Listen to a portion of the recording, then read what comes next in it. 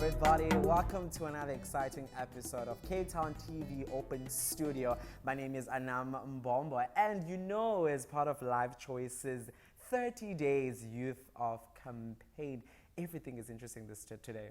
The topic is on another level. We're talking about foreigners in South Africa. We know there was a year when the foreigners were not welcomed in South Africa, and it was touching. Everything just went ballistic. The whole South Africa went upside down. You also shared your story with South Africa. Can you just briefly give us about your story? I came to South Africa at the age of 6 in hopes of extended opportunities, happiness and freedom, because obviously in the DRC there was wars and stuff. Exactly. But during the many years I've lived in South Africa, there's been many obstacles that I had to encounter with, difficult obstacles actually, and some that made me question like what was the purpose of coming to South Africa if I would experience the same thing I experienced at Congo. But then I never used that as I used that to motivate me to become a better person, to succeed in life, because I did not want where I am now to see myself in 20 years time still in the position I am now. I wanted to see myself further in life, to make a point that I am someone in life. I'm not just a foreigner in South Africa. Yeah, for you, what would you say, what is your biggest ultimate challenge being in South Africa and also being at your age? The fact that you're not South African, that would be my biggest challenges. There's so many opportunities that are granted out there, but then not being from South Africa and I'm limited to it, that would be one of my biggest challenges. Wow, that's interesting. So for you, Benny, what would you say is different from Congo and South Africa? For me, I would say the languages. In South Africa, we have 11 official languages, and if you know none of that, then as Apolline said, you are limited to whatever you can do, because I know I could not go to grade 1, I could not go to school because I did not know English, no Afrikaans. So I had to stay at home for another year until I learned the language, and then I could go to school. And how long did it take you to learn South African languages, English to specific Afrikaans? English. I would say, not long, because I had help from my father, and at school, I would stay after school to learn English and sometimes Afrikaans. Oh, that's interesting. So do you guys play any sports? Yes.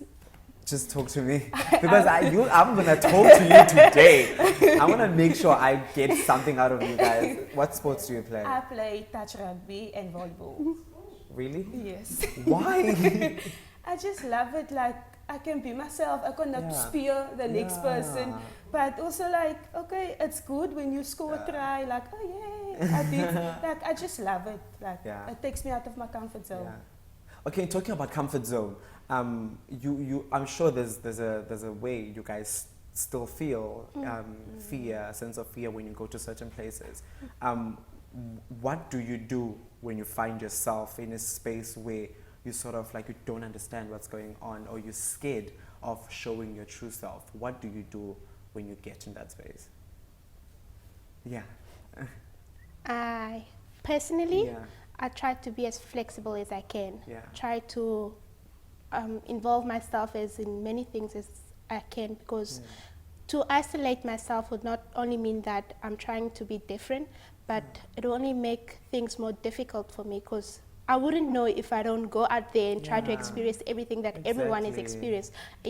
So my thing is just being flexible and try to encourage myself to get more involved in everything. That's interesting. Are you involved in something else besides cheering when you score a goal? Yes, Life Choices. I'm involved in Life Choices, and I'm thankful for the opportunities they gave me, because it shows that I can push myself out there to be the person that I want to be, and they push me to succeed in life and to see that I have goals and I have a future in my hands, and I just need to use it. For you, how has Life Choices played an impact in your life? When it comes to Life Choices, I actually don't know where to start. There's so many things that I can actually say that, wow, you know what? I wouldn't be where I am right now without Life Choices. And I can talk. Life Choices has played a big part in my life since the day I've joined it until now, and continuously will always be part of my life. I mean, it made me become aware of who I am, and I shouldn't see myself as different from everyone else because I'm just as important as each and every person who's living in South Africa. I know, guys, coming to South Africa, you didn't know what to expect. You didn't know who to see. When you first came to South Africa, how was the experience? When you first, let's say, okay, let me try and reframe it. When you saw someone from Congo, how did you feel at that point?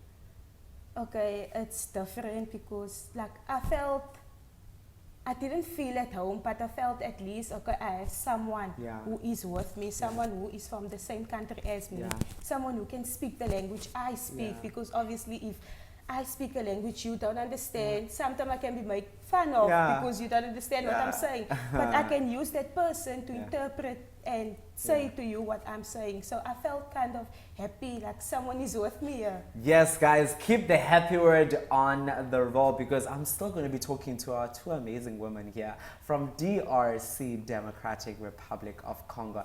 This is me, myself, and I on Cape Town TV Open Studio. When we come back, we dip deeper now to being, how does it feel being in South Africa as a foreigner and the challenges they are facing. We'll be right back.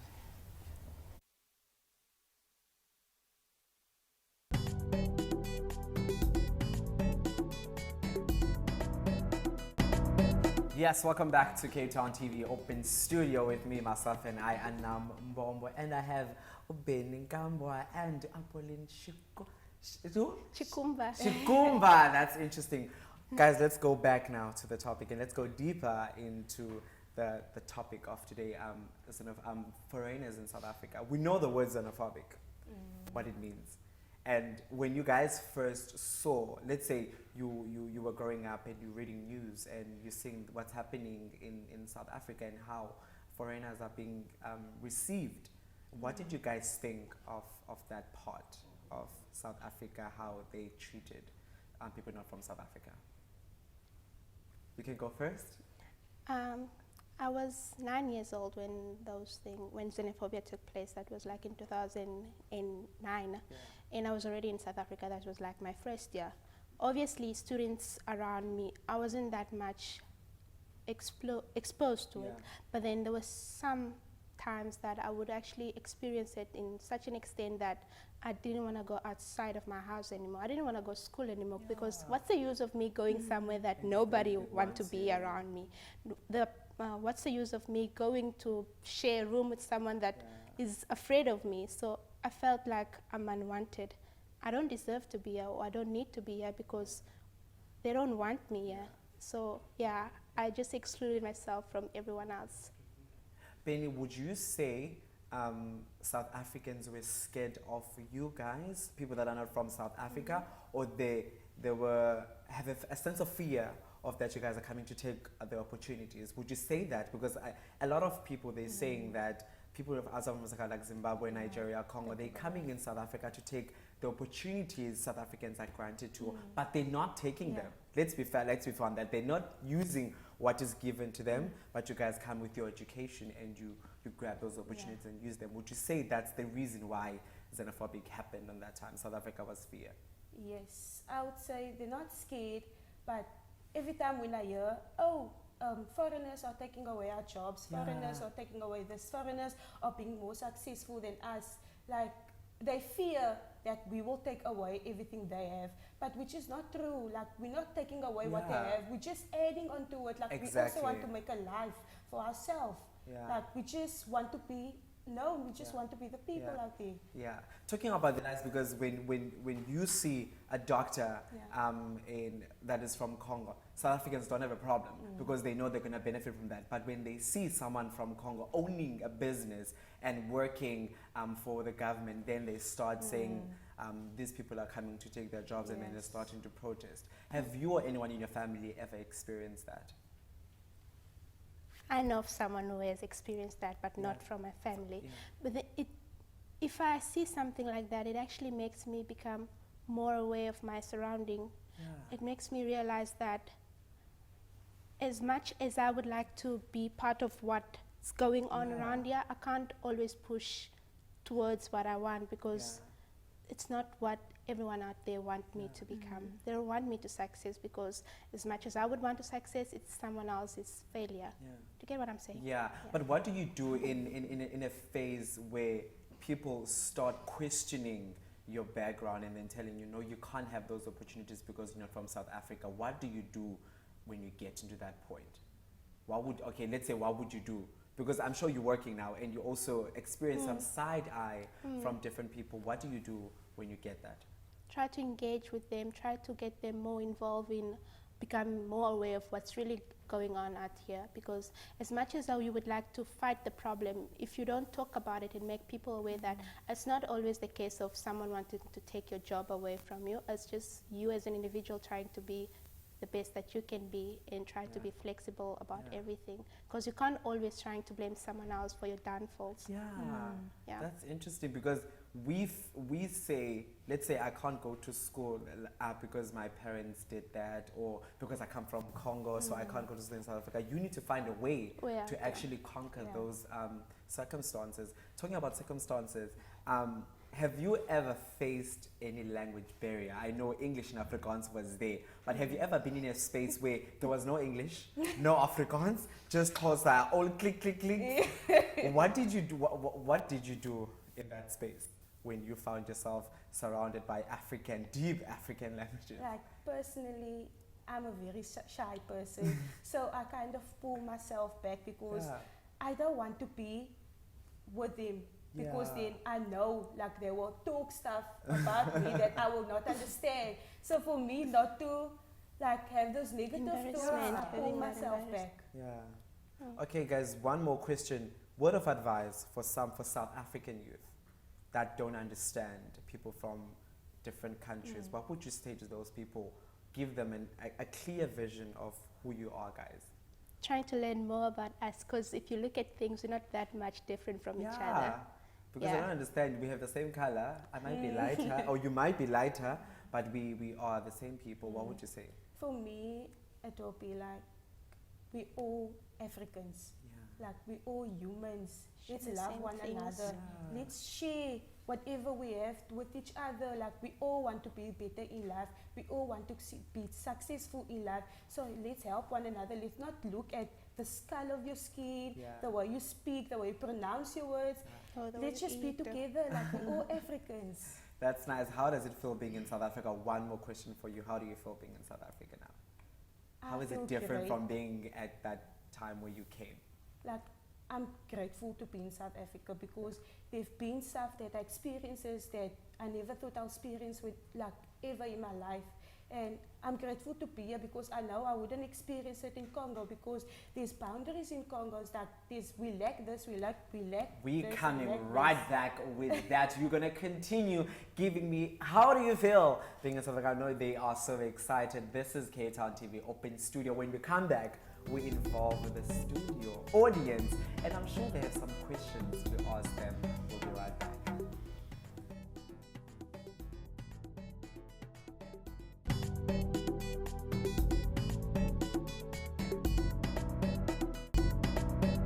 Welcome back on the show on K-Town TV Open Studio with me, myself, and I, Anam Mbombo. Before the air break, I said I'm going to be including the studio audience. How are you guys?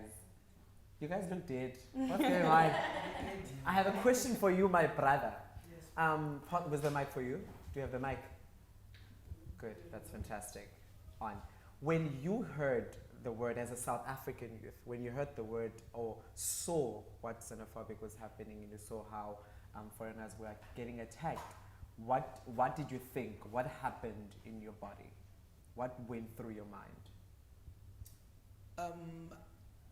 I can say I just saw an act of stupidity from South Africa. Because if you look at it, Congo's in Africa. Exactly. We're all Africans, it's right? an African We're continent. just all people. We're trying to make a living. The reasoning behind the foreigners coming into South Africa is a good reason. They're not here to do crime, most of them, or try to destroy South Africa or anything. They're trying to make a living. They're trying to survive. They're running away from things that are destroying them. So I just felt down and sad and degraded, and felt like, we all giving that portrayance to them. In fact, we are not. We just, some of us are supporting them because they're trying to make a living. So it just, I saw an act of stupidity. That's nice, because we also as South Africans, we want to go to Paris and we want to be accepted. But why is it different for us South Africans to accept someone coming from a different country? And you also look at South Africans, they easily accept someone who's coming from London. But why is it different when you accept someone from Nigeria? I know you guys have questions you want to ask our people here. Who's going to ask first? I'll go first. Yeah. So I wanted to ask you guys, like, how is it like adapting to South Africa and the new society? I know you've kind of answered this question, but like, for you, for instance, Benny, like, you know, you were in a colored school, both of you come from a colored school, so just like, I know there's a lot of challenges. You spoke about bullying, but you can just brief us on that. Anyone? For me, I started like school in South Africa in grade 2. Like, I did not know any languages, as I said before. So it was difficult for me to adjust to whatever was happening, because I did not have any friend to speak to. Even if I had problems at home, I didn't have anyone to speak to. So that was like kind of challenging for me. Like, it pushed me to learn the language so that I can at least make friends with a person, so that I can speak to about whatever was bothering me at home or whatever was bothering me. Oh, that's nice. Anyone has a question? This one is for Apolline. I read your story. It was quite an amazing story. But I want to know, in your story, horrific things happened. I want to know, at this point in time where you are now, how do you cope knowing that that happened in the past? Where has it brought you spiritually? If I have to tell you the truth, I would say that those are just things that just happened to me. It doesn't define me at any point. As much as I would like to say, like, yeah, I've been through a lot, I've been through this and that and that, it will only make me a weak person if I try to use that as an excuse not to complete my dream or to overcome any obstacles that come through my way. Oh, that's interesting. Does anyone have a question? You guys looked at. Okay, let me throw a question to you, Bulela. For someone who is in South Africa and an intellectual person like you, you've done research, you're sort of into what is happening in the world. How do you think the youth can help to integrate the society of South Africa?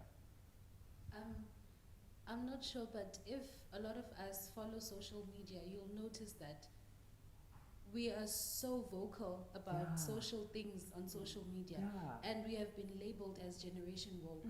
But when it comes to embracing our African brothers and sisters, we take a step back, of which I don't understand.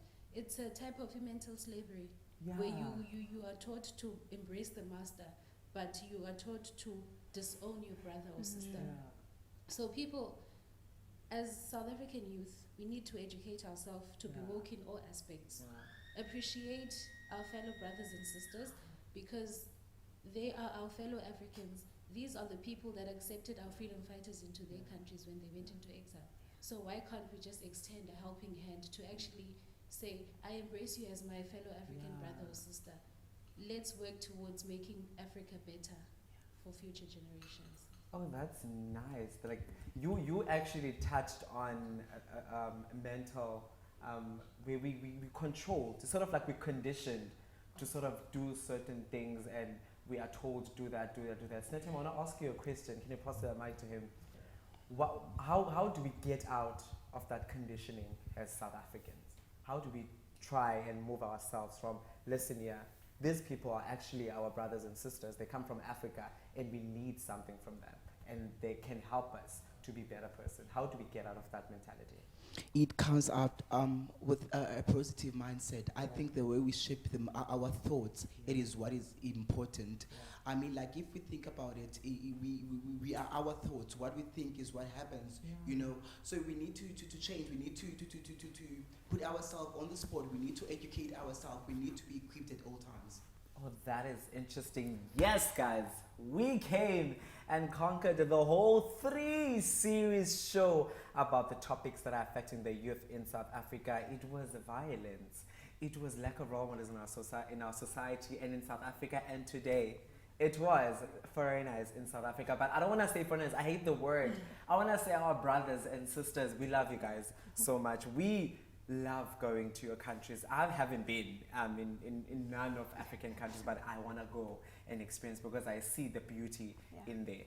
Thank you guys for coming on the show. Thank you to our studio audience. Thank you to everyone who tuned in all 3 shows. This was me, myself, and I, Anam Mbombo, on Cape Town TV Open Studio. If you want to be a guest presenter or a presenter on Open Studio, send an email at openstudio@capetowntv.org or call 021 448 0448. If you want to read more stories about Apollina and Ubeni, go to www.lifechoices.co.za. From me, say good night.